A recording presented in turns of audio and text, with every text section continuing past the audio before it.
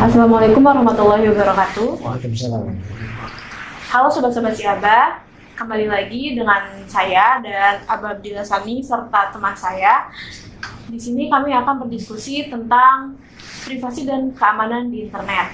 Sebelumnya, perkenalkan nama saya Zakia Dwi Latifah dan teman saya Sobhan Sori dari UHP Akuntansi dan dosen pengempu mata pelajaran pendidikan Pancasila yaitu Aba Abdillah Sani. Tanpa berlama-lama, mari kita mulai videonya.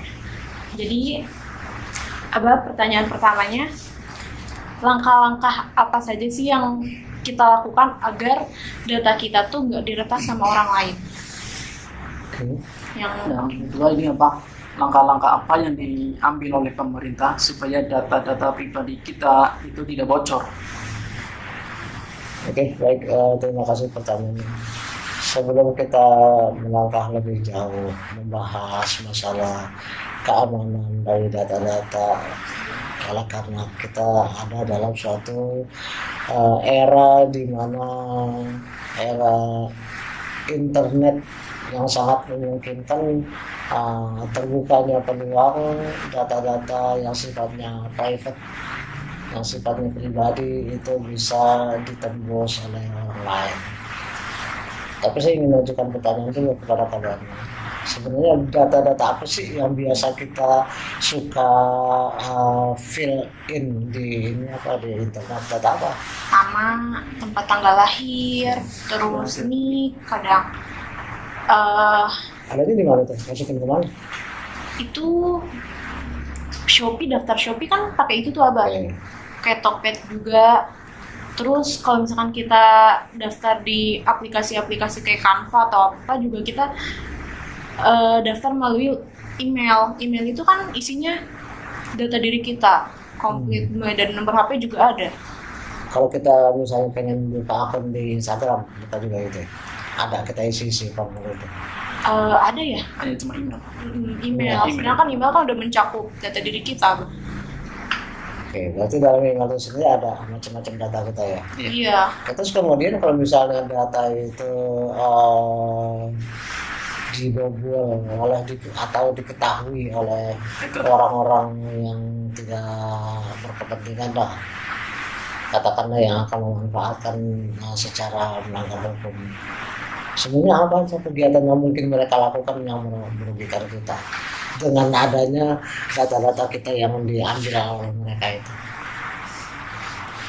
Ya, mereka menyalahgunakan data diri orang lain, kayaknya seperti contoh buat pinjol, bah. Betul. Ya. Itu kan sangat bahaya, bah. Ini Mau ada kasusnya? Ada, Abah. kasus ini udah akhir-akhir ini udah banyak bah kasus itu. Oke. Pakai nama orang lain, kemudian ada yang mengajukan pinjaman orang lain, dan orang lain bisa harus bayar, gitu kan? Iya, betul. Karena memang dia yang namanya dipakai ya. Iya, betul. Oke, terus ada lagi yang lain yang private sifatnya, terus kemudian selain terkait dengan masalah keuangan, pembobolan rekening kita dan sebagainya, ada lagi kan? Yang Zakia pernah baca, jadi data kita nih disalahgunakan, dipakai buat apa sih namanya, kayak kepentingan pejabat-pejabat gitu loh Abah. Apa Nama itu? kita tuh dipakai buat ngituin suara apa? apa sih, pencoblosan gitu. Terus PT mungkin itu, bah. Hmm? PT daftar pemilih tetap mungkin di tahun 2019, tahun 2024 itu kasusnya kan ada. Berarti kan gak hanya terkait dengan masa pemilu ya. Katakanlah misalnya di waktu tahun 2024 itu calon independen gubernur DKI, ya kan, itu kan ada calon itu yang pertama ya Pramono Anung dan Rano Karno, ya kan. Terus calon kedua bukan daftar nomor urut mereka ya, calon kedua siapa? Dharma Bangretun, ya. Terus kemudian yang ketiga Ridwan Kamil sama siapa kemarin? Suswono dari PKS. Oke. Di situ kita membaca ya dari berita bahwa bahwa untuk calon yang independen itu kan harus mengumpulkan apa tantangan untuk KTP dari kurang lebih 1 juta orang gitu ya. Tapi dalam waktu singkat kemudian salah satu calon yaitu Dharma Pangrapun kok bisa mendapatkan KTP lebih dari yang diinginkan, berapa juta gitu ya, padahal waktunya mepet, tahu dari mana itu. Makanya kemudian orang lagi jadi curiga bahwa jangan-jangan ini dapatnya dari pinjol ini, atau dapatnya dari apa Shopee, atau dapat dari apa gitu ya. Sehingga kalau Shopee memang kita daftar harus pakai KTP. Shopee Pay Later-nya pakai. Iya. Pinjamannya pakai. Itu kalau pinjam, kalau yang nggak pinjam, kalau misalnya kita hanya buka akun lalu maka pengen belanja. Email aja sih ya, Bah. Email pakai KTP nggak? Enggak. Nggak pakai? Enggak, masalahnya di situ kan dia berhasil mendapatkan jumlah KTP ya dari orang-orang melebihi jumlah yang dibutuhkan untuk pencalonan. Makanya kemudian ada kecurigaan jangan-jangan dapatnya kalau nggak dari Shopee, kalau nggak dari pinjol gitu kan, sehingga tiba-tiba dapat sekian. Data apa lagi yang sifatnya privasi digunakan untuk selain untuk dalam rangka DPT, daftar pemilih tetap, atau misalnya tadi yang apa katakanlah untuk pinjol dan sebagainya, apalagi ya kira-kira kebocoran data BPJS apa nah itu lah. Gimana sih, bisa ingat nggak ceritanya untuk apa itu kebocoran data BPJS itu? Bukan di tas Pak, data BPJS itu tas, jadi semua data pribadi itu dihack oleh orang yang tidak bertanggung jawab. Yang mungkin jelas kan sering kita temuin itu kadang-kadang ada tiba-tiba aja masuk iklan, kita nggak pernah merasa jadi katakanlah member Shopee, Tokped dan sebagainya, tiba-tiba kok ada iklan-iklan menawarkan ini menawarkan itu. Jadi pertanyaan bagi kita, Anda dapat nomor saya dari mana? Itu gimana tuh kira-kira? Dari data yang suka kita masukin juga nggak sih, apa formulir kayak yang kehack gitu? Ya katakanlah kita pernah berurusan dengan satu apa, biasanya bukan KTP kok, biasanya kan cantiknya cuma alamat aja ya. Kalau nomor HP temen kita nih punya tunggakan nih ke pinjol itu, nanti si nomor HP yang sering dihubungin tuh muncul gitu loh, Abah. Referensi. Iya, referensi muncul, jadi bisa ditagih lewat temennya itu. Jadi bisa jadi dapat nomor HP-nya juga kayak gitu. Iya, pernah juga saya ngalamin tiba-tiba ditagih sama salah satu, katakanlah misalnya ngambil motor ya, ngambil motor kemudian nyantumin nama saya sebagai ininya, orang yang bisa dihubungi gitu ya. Nggak taunya kemudian pengambilan motornya cicilannya nggak beres, saya diuber-uber ya kan, malah dibilang kalau Anda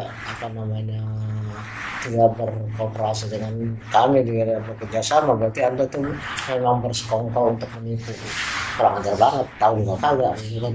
Jadi data privasi memang seringkali membuat kita jadi was-was ya, menjadi was-was. Sebenarnya kalau mau ngisi ini kira-kira apa yang akan menimpa kita kalau misalnya ada hal-hal yang ya paling banyak sih terkait dengan uang ya, tiba-tiba orang minjem pakai nama kita gitu.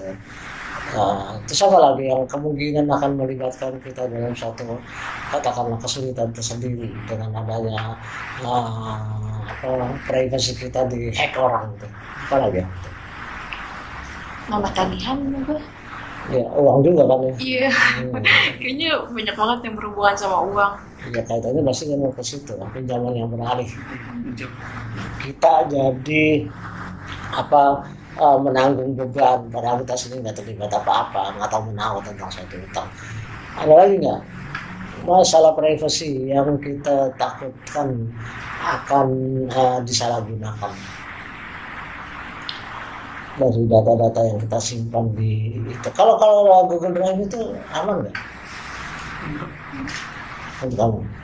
Ini aman sih Mas.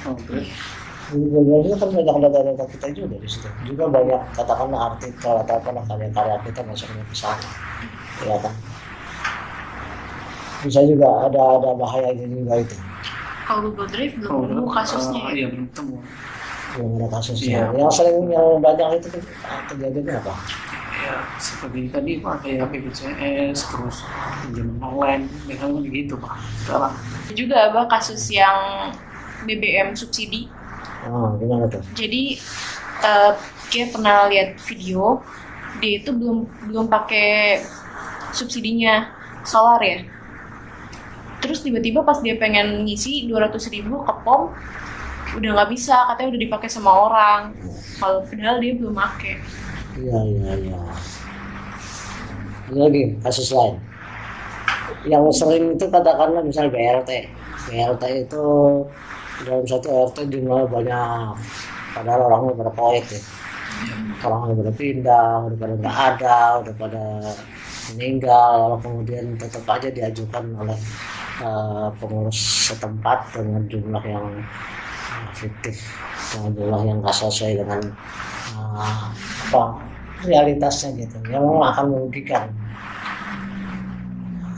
Tapi itu pastinya data-data publik ya. Kalau data-data pribadi ya takutnya ya paling itu apa namanya DPT pada pemilihan atau